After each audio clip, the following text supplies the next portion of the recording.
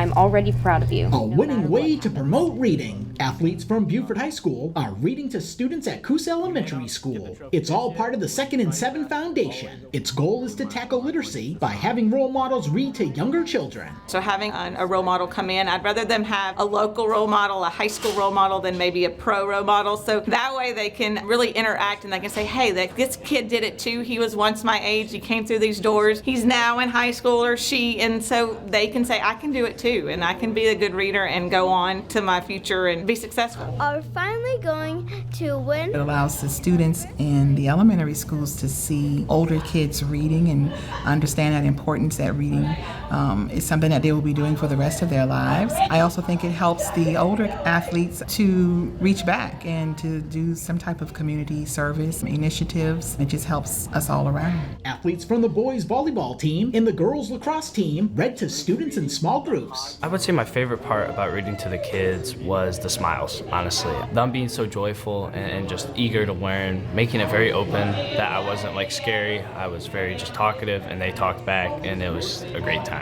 While reading the book, all of them like expressing like how they like whoa, that's really cool, and like making really cool comments about the book and asking questions about it afterwards. The athletes also had fun talking to the kids about the importance of reading and the multiple sports they play in high school. If you get them interested in reading, then then they'll continue to read, and that's a good thing. And like they'll continue to like understand like the book today had a meaning to it, and the meaning was no matter if you win or lose, you're always a winner, especially if you try your hardest. And so I had a little kid come up to me afterwards and pretty much asked me, he was like, "You're a wrestler?" I was like, "Yeah." He was like, "That's cool." I was like, "Yeah, but I ain't always win my first match, but my coach stayed on me and kept me pushing.